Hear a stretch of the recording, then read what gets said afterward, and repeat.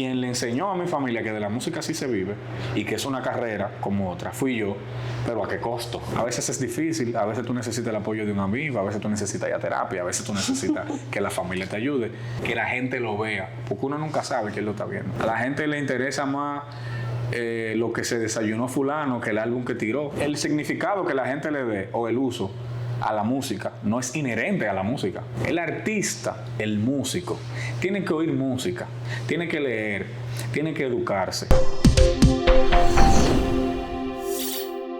Muy buenas a todos, amigos lectores del Listín Diario. Aquí nos encontramos con un músico virtuoso dominicano, flautista y saxofonista, que nos va a contar sobre cómo ha sobrellevado su trayectoria musical, cómo ha sido para él ser músico en República Dominicana, y nos va a contar toda su historia. Se trata de Ezequiel Frías. Un placer tenerte aquí. ¿Cómo te sientes? Muchas gracias, Carla. Con esa presentación ya estoy como un poquito nerviosa, tú sabes. Pero quiero agradecerte la invitación y al Listín por la acogida. Así que muchas gracias. Excelente. Cabe destacar que estamos en la temporada sinfónica, por eso estamos llevando a cabo esta serie de entrevistas a músicos para que nos cuenten su historia y su experiencia aquí como músicos. Ezequiel, aparte de todo, también es una figura en redes sociales, así que vamos a estar viendo cómo él lleva todo esto. Háblame un poco de ti, háblame de tu trayectoria. ¿Quién es Ezequiel Frías? Bueno, yo te diría que Ezequiel es un joven músico, talentoso porque dijiste tú dijiste talentoso, solamente claro por que eso. Sí. Que busca demostrar que, pues primero que con la música, primero que sí se puede, que se puede con la música y que en el barrio hay muchísimo talento. Y nada, pues he tratado de llevar este contenido en redes sociales, desmitificando algunas cosas, hablando de música y básicamente eso, dejando ese legado como de que la juventud sí está haciendo muchísimas cosas buenas, de que hay música en República Dominicana, de que hay talento. Y nada, pues intentando lograr como llevar esa semillita, tanto para los jóvenes de mi edad como para otras generaciones que nos ven. Claro, porque es que realmente hay mucho estigma para los músicos aquí. ¿Cómo una persona que viene desde abajo llega a la música? Cuéntame tu historia en esa parte. ¿Cómo fue tu primer contacto con la música? Bueno, yo estaba muy pequeño realmente. Bueno, y me parece muy curioso también que aunque en mi familia hay músicos, mi acercamiento con la música no fue por mi familia. Mi papá toca un instrumento que se llama marímbula, no sé si lo conoces, que era el bajo del merengue, antes del bajo que hay ahora. Claro. Tengo un tío que toca güira, mi abuelo era tamborero, tocaba acordeón también. Pero esa es como una parte de la música que yo, cuando iba al campo, cuando escuchaba a mis familiares haciendo los cuentos, pero mi acercamiento real fue un día que el esposo de mi tía estaba viendo un concierto de Johnny Ventura y él invitó a dos niños a tocar esta canción de Navidad, Noche de Paz, a flauta y tambora. Entonces el tamborero era dominicano y el flautista era puertorriqueño. Y yo, sin ningún tipo de conciencia musical, lo escuché, me quedé así. O sea, yo no entendía lo que estaba pasando. Simplemente yo sentí, en ese momento yo sentí una conexión con ese algo que yo no sabía que se llamaba flauta, que yo no sabía cómo funcionaba. Incluso no recuerdo haber tenido conciencia de que acaso es música. Estaba sonando algo ahí. Y yo sentí esa conexión, me quedé con eso. Y luego más adelante sí hablé con mi mamá, me llegó a apuntar en unas clases donde había flauta dulce. Y decía, bueno, ya yo estoy más cerca. Entonces sopla igual y como que va por ahí. Y luego ahí en ese sitio donde yo tomaba las clases, un profesor bien altruista me regaló a mí y a otros dos compañeros una flauta dulce. Y que al día de hoy, de esa clase completa, creo que los únicos tres que quedan en contacto con la música fuimos nosotros. Entonces luego ya ahí fue como, ok, estoy en esto. Allá en el barrio, yo soy de Guaricano, Villamella, salvo ese sitio, yo no vi o no tuve contacto con música hasta el momento que llego a bachillerato y una fundación lleva clases de música a la escuela, pero daban clases de violonchelo. Ok. Yo de eso, adiós, bye bye. Pero voy a ver qué es lo que está pasando, cómo es que funciona. Veo que no tiene nada que ver con lo que yo quiero. Fui como a una o dos clases y lo dejé porque me di cuenta que no, que eso no era. Y una profesora de arte que siempre vio como ese talento ahí, que dijo, ese niño tiene que ser músico. Y siempre estuvo como peleando con los profes de matemáticas, porque a mí se me daba bien la matemática. Incluso pensé que iba a ser ingeniero. Y siempre había un tema de no, que se quiere la matemática, no, que se quiere la música, que la matemática, que la música. Y al final ganó el arte. Y mi profe de arte, Pilar Gómez, que la amo, la adoro como una madre para mí, es quien consigue que esa fundación me preste una flauta traversa, y entonces ahí es que arranca la cosa, clase de música, clase de flauta traversa, orquesta sinfónica, y ahí entonces que ese proceso formativo real, o sea, ahí es que yo entiendo que la cosa arranca. Todo lo otro fue como el background y el acercamiento, pero el Ezequiel como músico, ahí es que arranca. Entonces, desde siempre fue la flauta el instrumento que te tocó. Sí. O que tú elegiste. Pues yo siento que la flauta me eligió a mí, realmente. ¿Y cómo llega el saxofón? Bueno, a mí siempre me gustó, realmente. Como músico uno se expone a muchísimos instrumentos, a muchísima experiencia, los compañeros también de orquesta. Y de todos los instrumentos, es uno que siempre me llamó la atención, su sonoridad, entre otras cosas. ¿Y qué pasa? Que cuando yo entro a la universidad, me doy cuenta que pasa algo muy común que se llama doblar. Doblar es cuando tú, en un evento cualquiera, tocas un instrumento y tocas otro. Okay. O sea, si tú tocas la flauta y tocas el saxofón, tú estás doblando. Él toca flauta y está doblando saxofón, o viceversa. Toca saxofón y dobla la flauta. Porque en el repertorio que se está tocando, en algún momento hay que pasar de uno a otro. Y eso es muy común, en musicales, en big band. Entonces yo vi que los saxofonistas doblaban flauta y dije, bueno, yo toco flauta y me gusta el saxofón. Ya, 2 más 2 son 4. Vamos a darle para allá. Claro, y entonces ahí empieza el proceso con el saxofón. Excelente. Y retomando un poco a tu respuesta anterior, ¿cómo fue esa división con la música y con la matemática? ¿En algún momento tú dijiste, sí, me quiero ir por el camino de las matemáticas, o realmente siempre fue música y la matemática era algo que querían otras personas para ti? Bueno, un poco de todo. A mí realmente me gustan las matemáticas. Quizá no para ser un ingeniero, para estudiar matemáticas. Porque normalmente el artista y las matemáticas no se llevan. O sea, es un caso aparte. Curiosamente conozco algunos. Yo tengo amigos ingenieros que son músicos. Tengo amigos médicos también, como que hay de todo. Pero sí me gustaban las matemáticas. Yo iba a las Olimpiadas de Matemáticas, me iba bastante bien. Empecé a dar clases de matemáticas muy joven, 14, 15 años. Pero ¿qué pasa? Yo realmente lo que quiero es música. Sin embargo, en ese momento, ya con 14, 15 años, en un país donde todavía tenemos retos culturales y mucho que aprender, yo me di cuenta en ese momento que, o sea, yo entendía que de eso no se vivía, porque era la información que yo tenía en el momento. Yo no conocía a ningún músico cercano que viviera de la música. Entonces, no todo el mundo es un Rafael Solano, un Juan Luis Guerra. Esas son cosas que en ese momento yo la veo súper lejos. Entonces yo digo, bueno, yo quiero estudiar música. No sé dónde se estudia. Yo no conocía el conservatorio. Yo no sabía que en la UAS se estudiaba música. La UNFU no existía. ¿Sabes qué pasa? Yo lo que digo es como es una operación básica. Yo sé de música, yo sé de matemática. Quiero ambas cosas. Quiero más la música que la matemática. Pero tengo más información y más experiencia con personas cercanas que viven de la matemática que de la música. Como profesor de matemática, como ingeniero, como químico, como lo que sea que tenga que ver con matemática. Digo, bueno, me voy a ir por aquí. Entonces, cuando yo me gradúo de bachillerato, digo, como yo no sé a dónde ir, yo voy a aplicar a un sitio que yo sepa que pueda ganarme la beca y me voy para allá. Entonces, es como ahí que yo llego al ITLA. Alguien me habla del ITLA, me dice, tú tienes muy buenas calificaciones, mantener la beca ya no va a ser difícil para ti, dale para allá.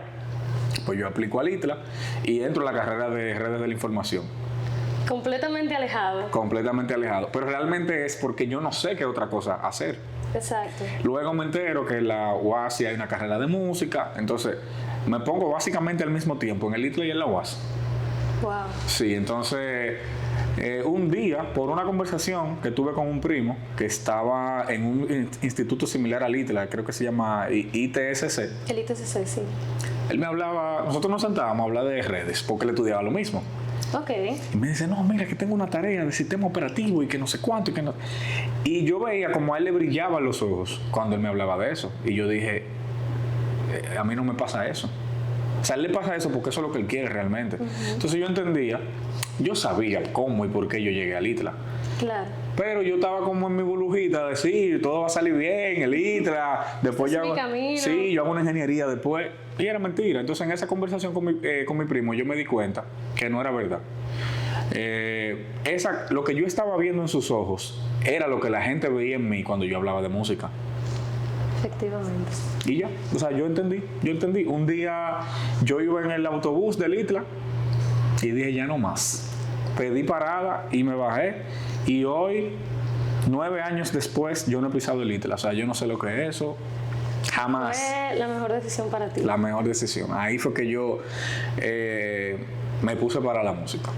Y ahí fue que incursionaste entonces a estudiar ya música de manera ya en una institución. Yo tomaba clases particulares, ya yo estaba en la UAS, lo que hice fue como quedarme solamente con eso, cosa que fue un proceso luego también, porque entonces me di cuenta que la manera en la que se ve o se estudia en la UAS no era lo que yo quería, porque yo quería ser intérprete. Entonces la UAS está más orientado a la educación musical y a la historia y a la teoría, que sí, también doy clases, soy educador musical, pero yo quería como tener ese background de interpretación, que en la UAS simplemente no se enfocan en eso. Y ese fue también otro proceso, entonces luego. Háblame de ese proceso. ¿Tú te quedaste en la UAS? ¿Terminaste allá? No. Yo me quedo en la UAS y cuando yo me doy cuenta, o sea, pasa lo siguiente. Yo dejo el ITLA de una manera muy abrupta. O sea, Sí. yo me fui. A mí me tomó un tiempo explicarle eso a mi familia. Entonces aquí viene el asunto de que muchacho, ¿qué tú haces con tu vida? Que tú no estás, que la decisión que tú acabas de tomar, que ta. Imagínate, para un joven de 19 años.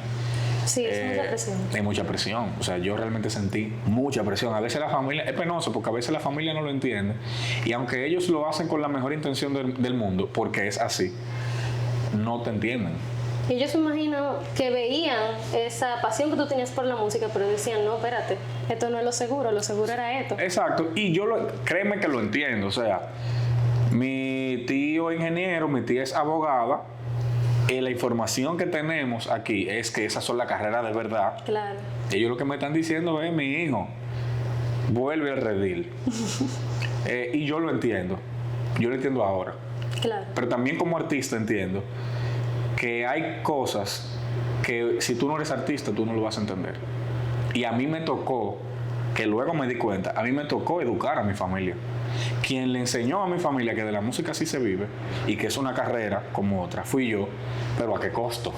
Tú sabes, hubo unos Todo meses... un proceso de adaptación. Hubo una terapia fuerte. Entonces, ¿qué pasa? Que cuando me quedo en la UAS y veo como el pensum y cómo es la cosa, y veo que no hay una orquesta de vientos, que no hay un profesor que me enseña a tocar flauta, yo dije, bueno, aquí tampoco es. Ay, mi madre. ¿Cómo yo le digo ahora a mi familia que no es aquí? Ahí tú te replanteaste todo de nuevo. Todo, o sea, yo acabo de abandonar una beca en una institución con credibilidad, que los estudiantes salen muy buenos, o sea, un egresado del ITLA donde cae parado. Realmente. Y yo abandoné eso, o sea, yo literalmente le dije que no a eso, cuando todo el mundo entendía que por ahí sí era. Exacto. Entonces, como yo digo ahora, que después que yo dije que no, a donde yo me fui tampoco es ahí. Entonces, yo te puedo decir que eso es lo más cerca que yo he estado conscientemente de una depresión. Porque, o sea, 19, 20 años, acabo de abandonar la beca. No sé dónde estoy ni para dónde voy. O sea, yo estoy peor que cuando yo me gradué, porque cuando yo me gradué yo por lo menos dije, ok, yo no sé qué hacer con la música, pero yo voy para acá. Exacto. En ese momento yo no sabía lo que yo iba a hacer, ni... Por lo menos ahí tenía un sentido. Aquí tú estabas... Nada. Yo te puedo decir que en ese momento, yo no recuerdo si yo he dicho esto en otra entrevista, pero en ese momento yo empecé a ir a la universidad para que mi familia entendiera que yo estaba yendo a la universidad. Yo inscribía una materia, Wow. iba, a veces no iba, duraba el día entero en la universidad haciendo nada, porque yo no podía ir y llegaba una hora después. O sea, Claro. ¿cómo tú llevas una materia y tú sales el tiempo necesario para que cuando tú llegues a tu casa digan, así, él está estudiando? Él está estudiando, no hay manera. Y yo iba a diario. Wow. Y entonces imagina el abismo en el que yo estaba. Sí. Cuando todos los días yo me levantaba para ir a la UAS a sentarme a ver cómo era que yo le iba a decir a mi familia que no era ahí. O a ver si yo encontraba una solución. Y yo duré más de un año en eso. Más de un año. ¿Y cómo tú saliste de ese proceso? ¿Cómo tú sobrellevaste ese proceso? Bueno, eso fue 2014-15, que creo que por ahí que andan los números. Y a finales del en el 2016, en enero del 2016, la UNFU abre su escuela de música. Yo había escuchado eso, porque tengo amigos en el conservatorio, tengo amigos con los que he tocado. Y yo escuché que hay una carrera de música en la UNFU. En ese momento, para mí, pensar en entrar a la UNFU es que era impensable, o sea, no había forma. Pues yo no trabajo. Para ti era imposible. En ese momento para mí era imposible. Bueno, yo tengo una amiga que en verano me dice, ella sabe mi situación, mi amiga hermana, la amo, la adoro, Laura Montero, me dice, Ezequiel, ¿y por qué tú no aplicas para la UNFU? Digo yo, Laura, ¿pero en qué cabeza cabe que yo voy a ir a la UNFU? O sea, ¿con qué dinero yo voy a pagar la UNFU? Si yo a duras penas tengo el pasaje de venir a la UAS. Me dice, no, pero ellos tienen un programa de becas. Yo digo, bueno, Laura fue al conservatorio. Cuando yo apliqué al conservatorio no me dejaron entrar porque estaba viejo, según ellos. Y entonces lo que yo pienso es, Laura tiene una formación académica de conservatorio que yo no tengo. Si a mí me dan la beca, entonces porque ella tiene una... O sea, para que a mí me den una beca, una persona como Laura debe tenerla. Claro. Le digo, ¿tú tienes beca? No. Entonces le digo, ¿y si a ti no te dan la beca, cómo que me la van a dar a mí? Me dice, sí, Ezequiel, pero cada caso es particular. Tú tienes un approach para la música popular, que en ese momento ella no estaba trabajando tanto porque viene del conservatorio. Me dice, ve. Y entonces ya tú sabes, la duda, el autosabotaje, el síndrome del impostor. Y Laura, que me conoce, conoce mi carácter y sabe cómo yo funciono, me dice, Ezequiel, mira así. A ver, Ezequiel, lo peor que te puede pasar es que te digan que no. Y si te dicen que no, tú te vas a quedar donde tú estás. Ya tú tocaste fondo. Un no más, un no menos. Ve. Entonces yo me llevé de su consejo. Investigué, apliqué, me dijeron todo lo que necesitaba. Y luego que me dicen todo lo que yo necesitaba para entrar a carrera, o sea, yo fui como que yo me voy a inscribir mañana, yo tengo mi dinero de mi inscripción, me voy a inscribir mañana. Entonces, después que yo tenía toda la información, pregunto, ¿con quién hay que hablar para tener una beca? Porque no hay otra forma. Entonces me presentan a la persona. Ese día yo hice una de las cosas más osadas que yo he hecho en mi vida. Yo llené una mochila de todos los reconocimientos que yo había tenido en bachillerato, que entiendo que al final para eso que sirve. O sea, si tú estás consciente de tu capacidad, tú no necesitas la validación de nadie. Pero tener la validación tampoco pesa. Claro, exacto. Bueno, pues yo fui con todo eso. Le llené una mesa al señor, Silvestre de Moya, a quien le agradezco muchísimo, y le dije, mire, es el tipo de estudiante que yo soy. Es una muestra del estudiante que yo soy. Yo necesito que la UNFU me dé la oportunidad. Yo vengo de un barrio, yo no tengo otra forma de lograrlo. Y si la UNFU no me da la oportunidad, ustedes le van a estar negando el futuro a un joven talento de un barrio.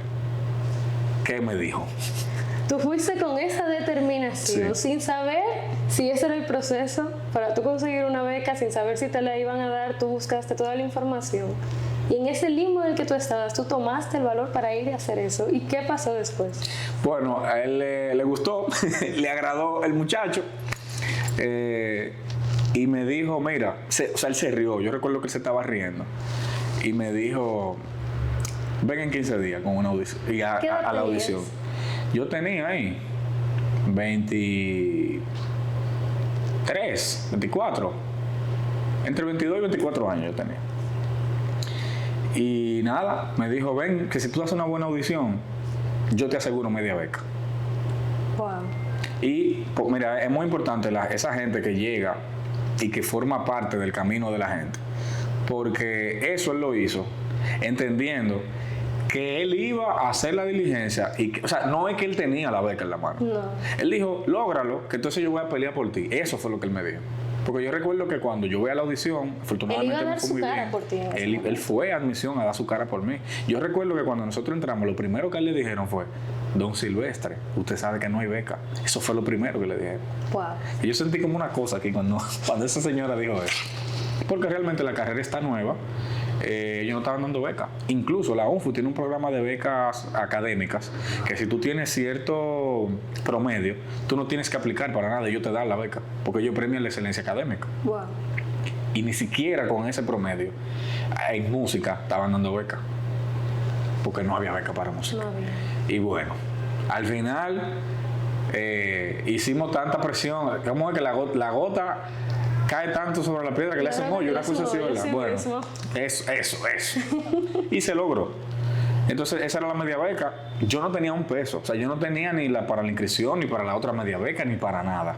¿Y cómo lo hiciste entonces para esa otra parte que había que dar? Él me dijo, cumplí mi parte, tienes media beca, consigue lo otro. Yo fui a Fundapec, yo toqué puertas, yo hablé con políticos, yo llamé a mi familia, yo hice de todo. ¿Te acuerdas que te mencionó ahorita a Pilar Gómez, mi profe de arte? Claro. Yo fui donde ella de una vez. Esa señora, o sea, es que lo que te dije, la gente que llega a tu vida y forma parte fundamental de tu camino es demasiado importante. Ella me dijo a mí, ¿cuánto cuesta la inscripción? Yo estoy pensando que ella me va a dar como forma de buscarle la vuelta. Yo le dije, no tanto. Me dijo, está bien.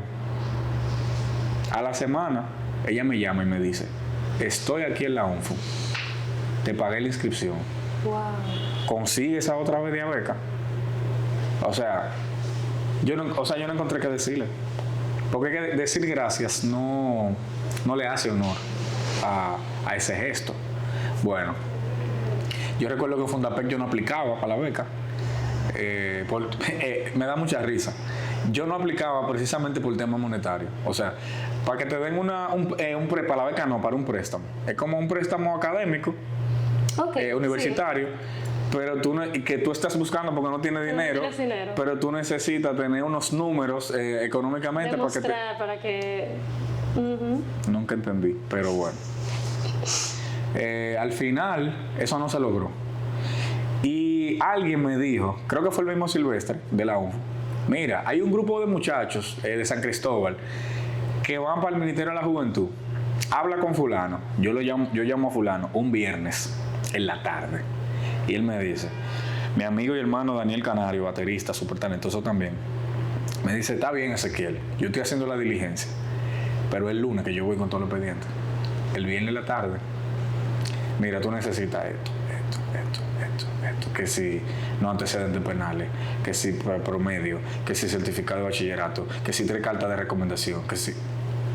Un viernes en la tarde, yo dije, bueno, ¿es ahora o nunca? Mira, hay hubo gente que estaba fuera del país. Yo tuve que redactar la carta, mandársela y preguntarle, mandársela por correo. ¿Tú estás de acuerdo con lo que dice ahí? Ah, sí, eso es lo que yo pienso de ti. Ok, mándame tu firma digital. Y así yo conseguí las 3 cartas de recomendación con gente que yo había trabajado y que yo sabía bueno, que me podían recomendar. El no antecedentes penales, o sea, hubo cosas que yo fui al ministerio el mismo lunes en la mañana al Ministerio de Educación para poder conseguir el papel. Y entonces luego fui ¿Fuiste otra vez? al Ministerio de la Juventud para entonces entregar el expediente. La cosa es que yo armé un expediente que a una gente le toma 15 días, una semana, porque hay récords también, un récord de notas, que eso hay que mandar al ITRI. Muchísimo. Mira, la cantidad de favores que yo tuve que pedir para que eso se lograra, yo no te lo puedo explicar. Yo creo que yo debo favores de eso todavía. Pero se logró. Llevé el expediente el lunes. Eso fue, yo entré a la UNFO en septiembre del 2016 con media beca. Yo no había pagado un peso todavía. Lo de la juventud fue en diciembre. Ya en diciembre hay que pagar la inscripción de enero, pero yo debo medio cuatrimestre porque yo lo que tengo es media beca. ¿De dónde va a ser ese dinero? Yo no sé. Yo necesito ya la inscripción para enero.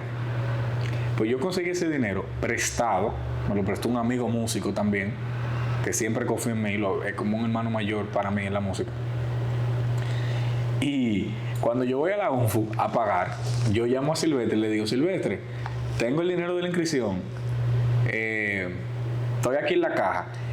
Y él me dice, no pagues, espérame ahí, no pagues. Cuando él llega me dice, Ezequiel, recuerda que tú tienes una deuda. Si tú llevas ese dinero, eso se te va a abonar a la deuda y tú no te vas a inscribir. Tuvimos que hacer una reunión con el no sé qué financiero de allá, y entonces yo tuve que hacer una carta explicando por qué yo no había pagado el monto anterior y que la universidad me permitiera inscribirme en el nuevo cuatrimestre. La cosa es que algo que la universidad no hace, lo hicieron conmigo. A mí me permitieron inscribirme en el cuatrimestre 2 debiendo todo el dinero que yo tenía que pagar del cuatrimestre 1. Y nada, la cosa es que en febrero me dan la beca. Wow. Entonces ya yo tengo beca completa, pero tengo una deuda. Bueno, yo tenía 50% de beca por la universidad. La beca del Ministerio de la Juventud eran 70% de beca. O sea que a mí me sobraba un 20%. La deuda que yo tenía se fue pagando sola con ese 20%. Con ese 20%.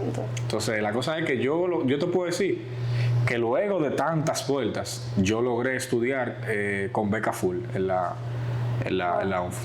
A mí me parece increíble cómo, a pesar de una situación en la que mucha gente se vería completamente inestable, sin salida, te podría decir, tú tuviste el valor y la determinación y la confianza en ti mismo para tú hacer todo eso que tú me dices, para tú tocar tantas puertas y cómo tanta gente vio lo mismo en ti. O sea, a mí me parece impresionante de verdad, y más porque normalmente la música, las personas que viven de la música se asocian mucho a una clase media, a una clase media alta. Ah, no, él es artista porque hijo de fulano, hizo lo otro. Pero tú eres un testimonio de que realmente las personas que vienen de abajo tienen la posibilidad. Sí, sí. La tienen más difícil porque realmente sí tuviste que pasar por todo un proceso. Pero eso demuestra que realmente si tú tienes una pasión, tú puedes vivir de eso. Sí. A mí no me gusta, o sea, es difícil. O sea, lo que tú acabas de decir es así y uno corre el riesgo de romantizarlo. Y a veces yo trato de tener cuidado conmigo de no hacer eso. Pero es así. O sea, al final, independientemente de que hay responsabilidades del Estado, que sabemos que no siempre se logran, pero al final es uno. O sea, si yo no hubiese hecho eso que tú dices, no se hubiese logrado. Si yo no me paro y digo, ok, no tengo esto, pero soy yo el que lo quiere. Como a mí me gusta mucho decir que tiene ese busca el agua, ¿verdad? Hay que pararse y hacerlo. A veces es difícil, a veces tú necesitas el apoyo de un amigo, a veces tú necesitas ir a terapia, a veces tú necesitas que la familia te ayude. Pero si esa decisión final es uno, con el miedo, ¿verdad?, de que suene romántico, de romantizarlo, pero en la realidad al final eres tú. A mí me parece muy importante eso que tú dices, porque no es cuestión de que debemos romantizar el pasar trabajo, ni decir, wow, cuánta lucha pasó, qué bueno, porque no es bueno, no es bueno, y más en un tema de cultura, un tema que es algo que va desde la raíz a ayudar a la juventud, a que la juventud dominicana se avance en todo el sentido, no solo con la música, sino con la educación en general, en cualquier aspecto cultural y artístico. Si yo te preguntara ahora mismo, ¿qué tú entiendes que hace falta para que se incentive más a los jóvenes? ¿Tú crees que es algo más del Estado, un tema más estatal? ¿Tú crees que es algo que tiene que ver directamente con la juventud o con el individuo? ¿Qué tú opinas sobre eso? Yo pienso que parte y parte. Al final es un tema que termina siendo político. Uno quiera o no, yo pienso que los jóvenes debemos involucrarnos en política, porque al final quienes están ahí son los que toman las decisiones por nosotros. Entonces, yo antes era muy de no, política yo no me meto en eso, pero la política se mete conmigo. Entonces, sí es político, debe haber una voluntad política estatal que no siempre existe, porque cuando tú tienes un pueblo educado, cuando tú tienes un pueblo pensante, con criterio, tú como funcionario te la pones difícil. Entonces, lamentablemente, muy lamentablemente, al político, al funcionario que no ande muy por la derecha, no le conviene tener a un pueblo educado. Definitivamente. En materia educativa, valga la redundancia, en materia cultural, en materia artística, en materia deportiva, es un avance que realmente no interesa cuando tus intenciones no son las mejores. Entonces hay de todo. En el Congreso hay gente que quiere hacer la cosa bien. Claro. Pero hay muchas otras que no. Entonces, también es personal. Porque precisamente en este entorno hostil políticamente en el que vivimos, si yo no me paro y digo, ok, eso es lo que hay, esta es mi realidad, no van a venir del Congreso a resolverme la vida, lamentablemente. O quizá no a resolverme la vida, a crear las condiciones para que yo pueda valerme por mí mismo. Hay que salir y, como yo digo, hay que romper brazos. Entonces, lamentablemente, para personas que vienen de abajo, al igual que yo, que vienen de Villamella, que vienen de Gualey, que vienen de Los Mameyes, es más difícil, porque el conservatorio no está al lado de una parada del metro. El conservatorio no está en Villamella, no está en Alma Rosa. El conservatorio está en El Vergel. Y hay gente que no sabe que hay una Orquesta Sinfónica Nacional. Hay gente que no sabe que hay una Escuela Nacional de Bellas Artes. Hay gente que no sabe que hay un conservatorio, porque no hay, lamentablemente, ese interés de divulgación cultural. Exacto. Que no es mi responsabilidad. Entonces, hay cosas que son mi responsabilidad como individuo, pero hay cosas que son responsabilidad del Estado. Entonces, respondiendo a tu pregunta, sí de un chin y sí del otro chin. Sí del otro chin. Sí. Me parece también importante destacar esa parte de que la música se ha utilizado como un instrumento también de oposición política. Sí, claro. Muchísimas veces. O sea, hay un punto ahí que estoy muy de acuerdo con lo que dices, de que se puede hacer más, pero no lo están haciendo. ¿Por qué no se hace? Claro. Si se puede. Entonces, para mí es algo que realmente a los jóvenes, algo que nos debe el Estado, eso. Se entiende que no les conviene, pero a largo plazo, si te pones a pensar, es algo que nos beneficia a absolutamente todos. Claro. Pero quizás por la irresponsabilidad de algunos, eso no se da. Entonces, ¿cómo vive un músico aquí en República Dominicana? Después de todo eso, de luchar tanto por tu sueño, ¿cómo tú realmente vives esa realidad de ser músico? Bueno, al igual que en otras áreas, hay de todo. Yo conozco personalmente abogados, ingenieros, creo que un médico, que son choferes de carro público. Como también conozco abogados, ingenieros, arquitectos y médicos que viven en una torre en la Nacaona.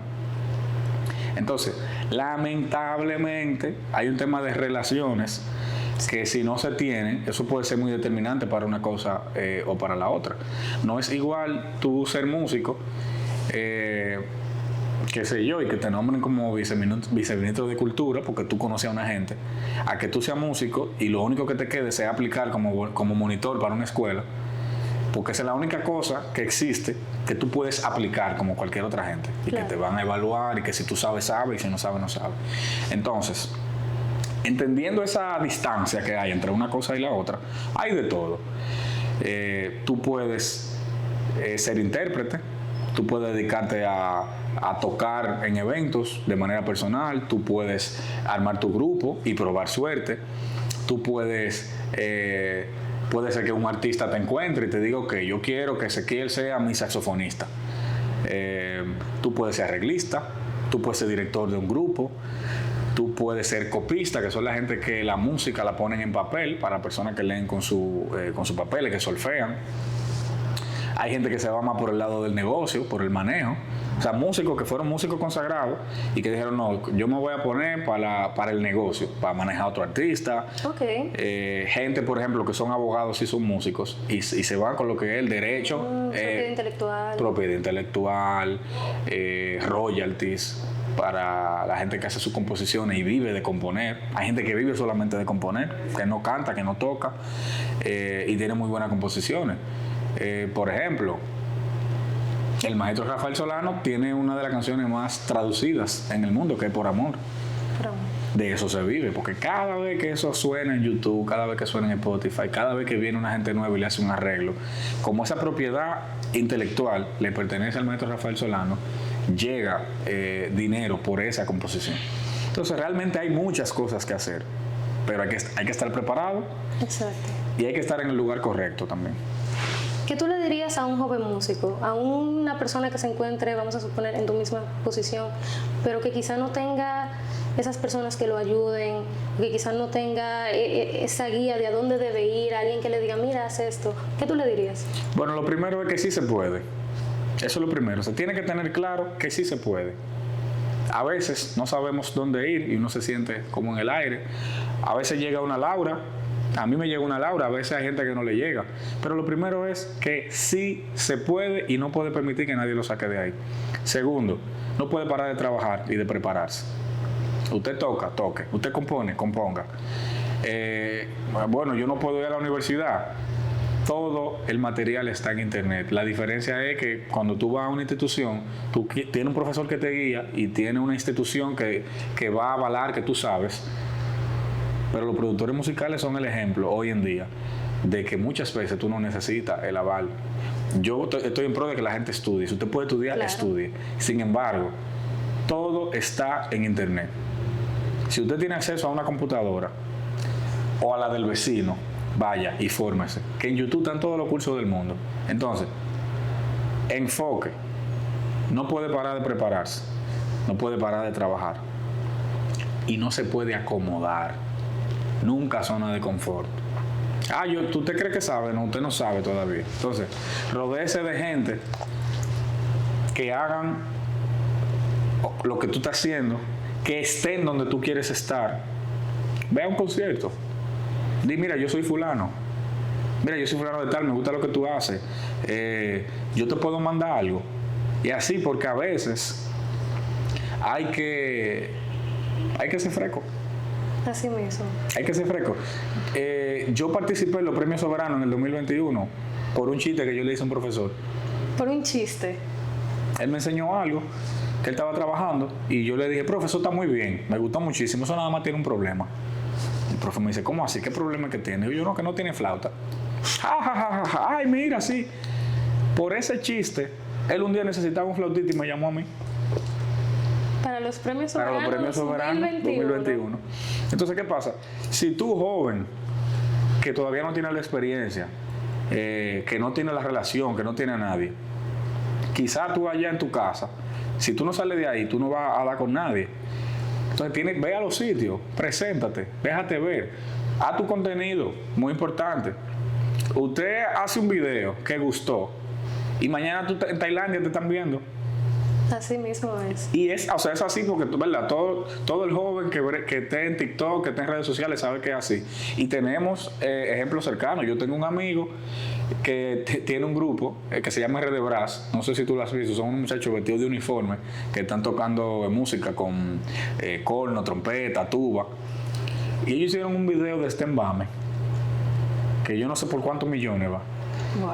Y hubo como una semana que los comentarios nada más eran en árabe, en hindú, porque eso le dio la vuelta al mundo. Claro, es algo global. Eso le dio la vuelta al mundo. Un muchachito de Moca, uno de Barahona y los otros de aquí de la capital, tocando sus instrumentos musicales. Y esa gente ya lo vio. Sabrá Dios quién lo vio a ellos, en Alemania, en Suiza, en Arabia. Entonces, no puede parar de trabajar. Si usted lo que tiene un celularcito, una camarita, pídale internet al vecino, al amigo suyo y usted es productor, haga su track, usted canta, busque su guitarra y tire su acorde, que la gente lo vea, porque uno nunca sabe quién lo está viendo. Entonces, una cuestión no tan solo de talento, también hay que tener habilidad. Sí. Hay que tener esa disposición de salir y exponerte al público. Sí. Y yo quiero destacar también que no tan solo se puede vivir de la música aquí, también se pueden tener muchas experiencias extraordinarias, fuera de lo común.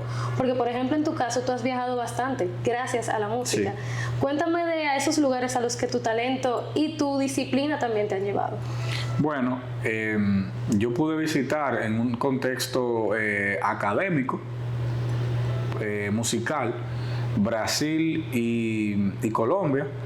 Compartí con gente de toda Latinoamérica, pude ver gente que tocaba mi instrumento, pero que hacía su música, gente que le gusta el merengue, por ejemplo, y hacen merengue de aquí a allá. O sea, es como ver un colombiano tocando merengue en Colombia y ver un peruano tocando mi instrumento en Brasil, y son experiencias súper enriquecedoras desde el idioma, la cultura, la comida, las relaciones con la gente. O sea, yo tengo amigos para toda la vida que yo lo conocí porque fui a Brasil.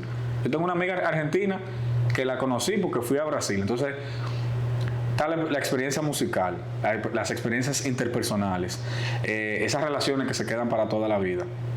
Y el tema académico también, porque yo fui a aprender de música brasileña. Yo fui a Colombia y aprendí de música colombiana. Tuve la oportunidad de ir a Europa en una gira como flauta principal de la Sinfónica Nacional Juvenil. Y fue súper chulo porque nosotros llevamos el merengue a uno de los teatros más importantes de Alemania, que es el Konzerthaus de Berlín. Y nosotros pusimos la bandera dominicana en alto en Alemania, llevando nuestra música.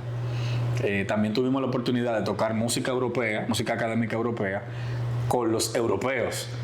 O sea, tocar Beethoven, tocar... Toda una experiencia. Sí, toda una experiencia formativa, cultural, musical, académica, personal. Y nada, entonces esa experiencia en Europa, sobre todo, de ir a Hamburgo, Berlín, París, fuimos a Sens también en Francia. Eso es una de las cosas más grandes que me ha permitido la música. ¿Y cómo tú has transmutado todas esas experiencias, todas esas vivencias a tu yo de hoy en día? Bueno, a nivel musical, a nivel personal. Es muy filosófica esa pregunta, porque a veces uno, y te lo digo, o sea, personalmente por muchos años me pasó, yo pensaba que la vida no era más que el peaje. De mi casa al peaje yo pensaba que ese era el mundo.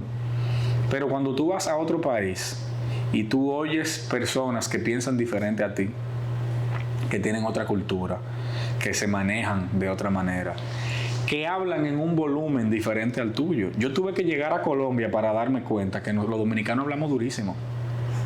Por ejemplo. Entonces, yo todavía hablo duro, mi familia habla súper duro, de volumen. Sin embargo, luego de esas experiencias, por decirte un ejemplo básico, yo he bajado el volumen, porque yo me di cuenta que es verdad que hablamos muy duro. Yo me di cuenta que hay un tema cultural aquí.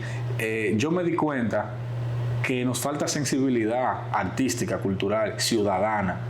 Yo me di cuenta que en Alemania tú vas en el metro y hay una regla no escrita, que la gente que no va caminando rápido se pone a la derecha para que el que va rápido cruce por la izquierda. Entonces, es algo un poco paradójico, porque tú aprendes mucho, pero también tú haces contraste de cómo se vive en un país de primer mundo y cómo vivimos nosotros aquí, que estamos en vía de desarrollo. En vía de desarrollo. Entonces, poder adaptar todos esos conocimientos, todos esos aprendizajes, que no solamente son música. Incluso yo te diría que yo voy por la música, pero de 10 cosas que yo aprendí, 3 fueron de música, los otros son vivencias personales. Claro. Y hay forma de aplicarlo aquí. Hay cosas también que uno se da con la realidad, porque hay cosas que no hay, o sea, en este momento no hay forma de que congenien. Exacto. Uno aspira a que sí. Yo me pregunto, ¿cuántos años nos faltan para que lleguemos ahí? ¿Cuándo será? Hay otra cosa que sí, que uno le incorpora en su diario vivir.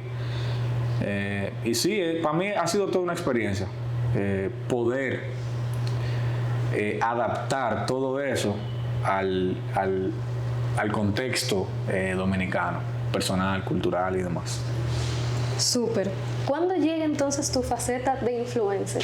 Ese tumbado. Bueno, en enero del 2023, me parece. Yo subí, hace tiempo, yo tenía mis redes sociales. Yo veía gente que hacía contenido.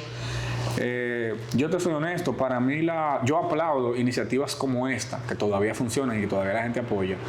Porque a mí la farándula, la televisión dominicana, hace mucho que no la consumo. Porque siento como que perdió el norte. Hay mucho morbo, a la gente le interesa más lo que se desayunó fulano que el álbum que tiró. Le interesa más que fulano le fue infiel a fulana que el contenido de sus canciones. Entonces yo hacía tiempo que venía como con un rechazo hacia eso. Y yo realmente tenía como esa ansia de hacer contenido que quizá le haga frente un poquito a todo esto que es la que estamos a lo que estamos sobreexpuestos, y que también fuera con lo que yo estoy haciendo, que es la música. Claro.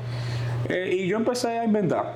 Un día subí un video tocando, un día subía alguna curiosidad, y como que fui experimentando. Hasta que un día yo subí un video hablando sobre un sample de una canción que la gente no sabía. Mucha gente, hay gente que sí, pero hay gente que no sabía que tal canción de Bad Bunny tiene un intro, que el intro no se lo inventaron ellos, que eso es de una bachata dominicana. Yo vi que el video funcionó, dije, bueno, por aquí es la cosa. Y seguí haciendo ese contenido. Y al final es como un contenido de divulgación cultural, de curiosidades musicales. Vi que fue funcionando, me gusta realmente ese contenido, siento como que congenia bien con Ezequiel y lo que Ezequiel hace. Y bueno, lo demás es historia. Gustó, me llamaron a una entrevista, esto fue muy curioso. Luego entonces vi que yo lo había visto antes, pero dije, vamos a hablar de cosas que son distópicas para la gente. Por ejemplo, aquí la gente tiene sus estigmas con la música urbana, específicamente con el dembow. Que si es música, que si no es música, etcétera, etcétera.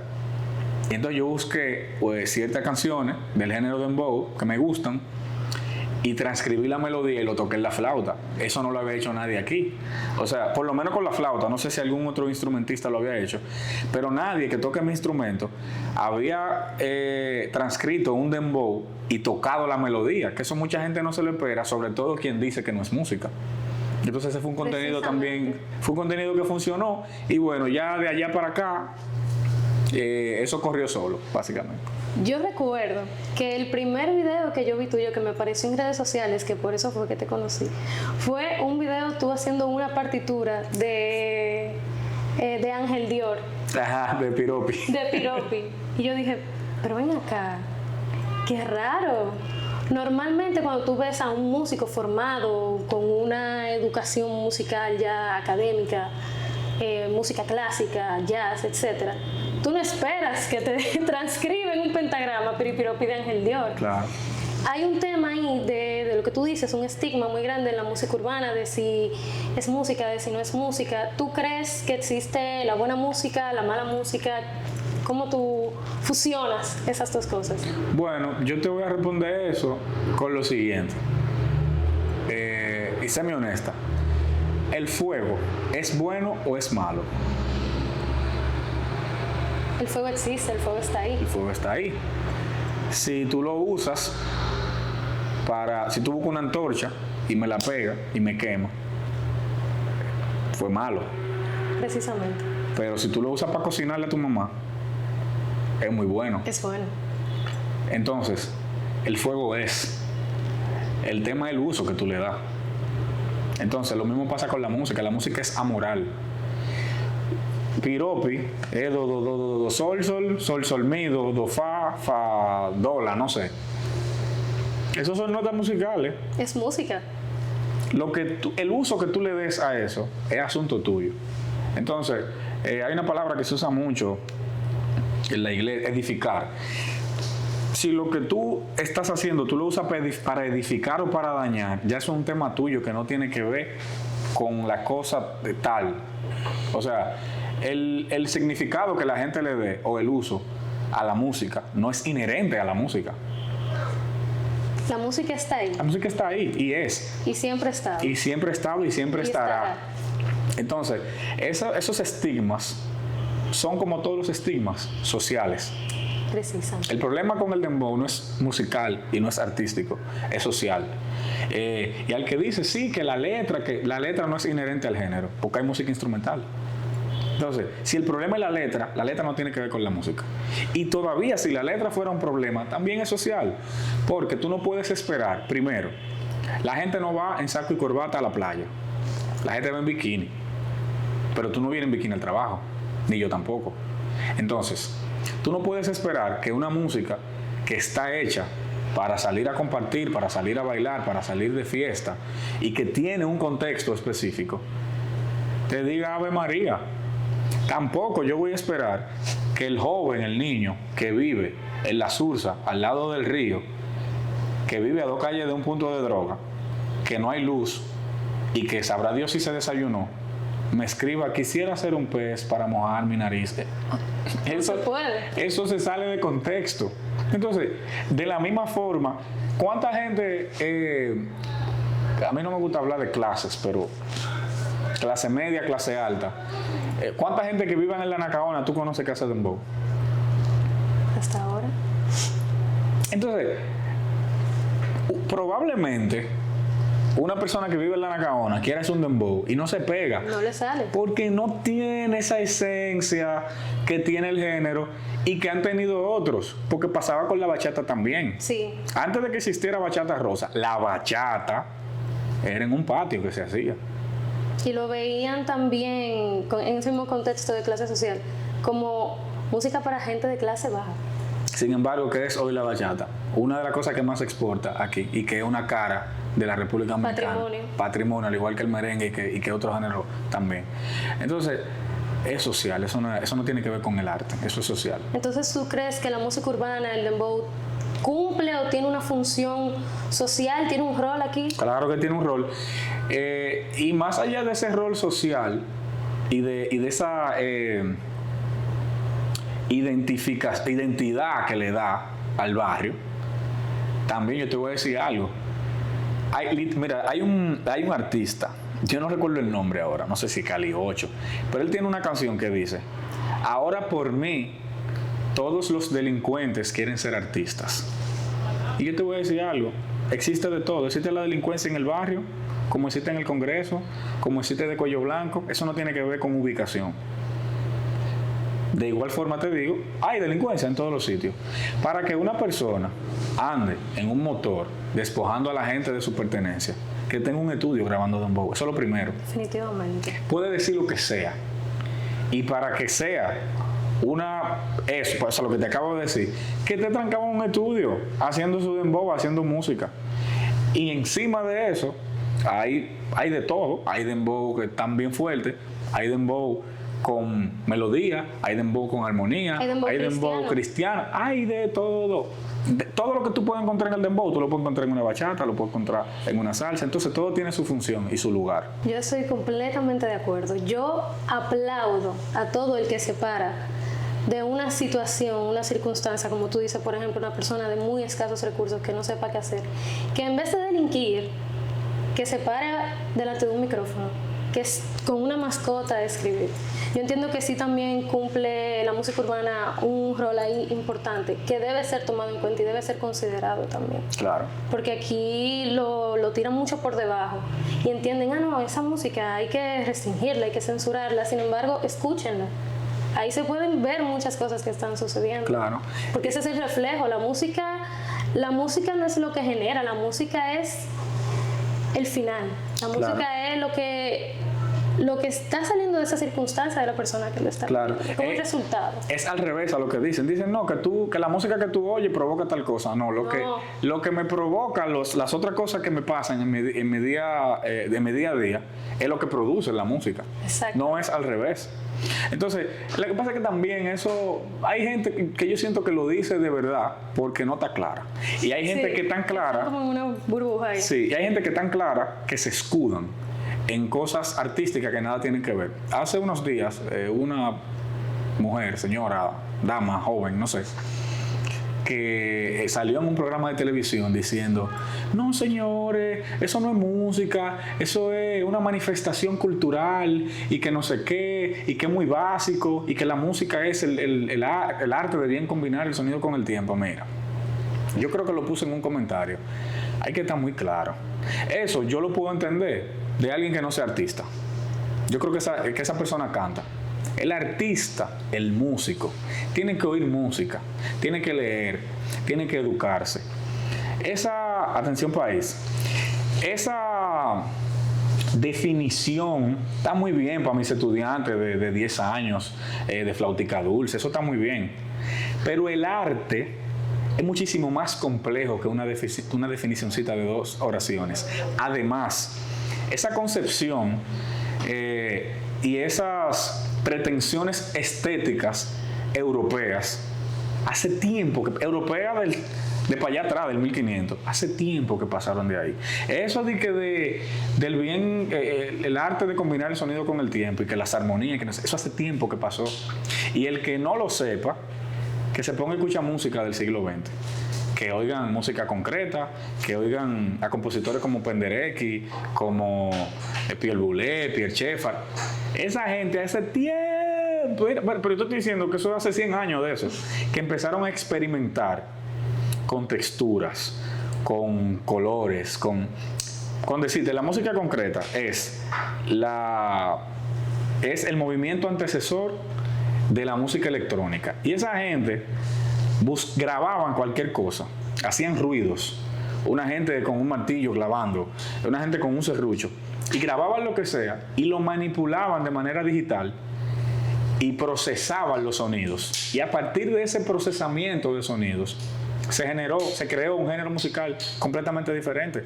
Y eso, ahí no hay armonía, ahí no hay una guitarrita tocando, ni unas voces. Y eso yo no me lo estoy inventando. O sea, eso es música que el que no sepa que se ponga e investigue.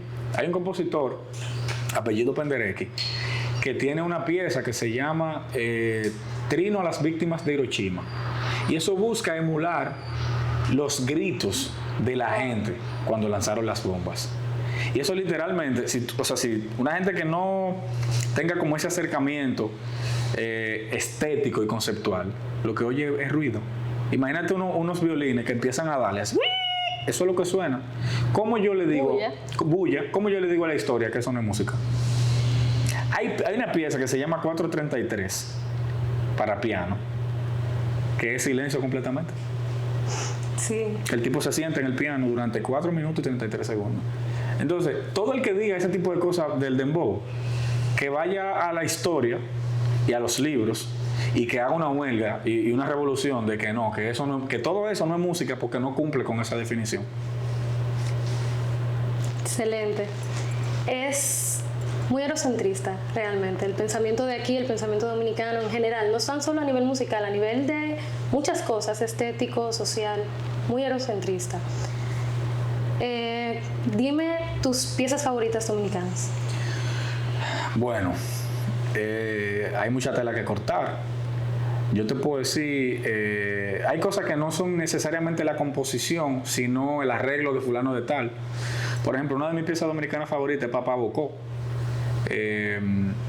Pero hay un arreglo específico que es de José Antonio Molina, que es mi arreglista dominicano favorito.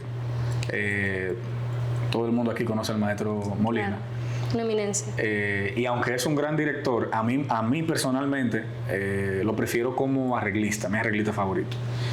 Su versión de Caña Brava, su versión de Papá Bocó son obras de arte.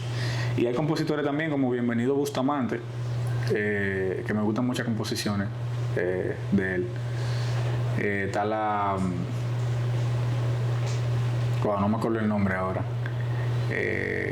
Cuando lo recuerde te lo digo.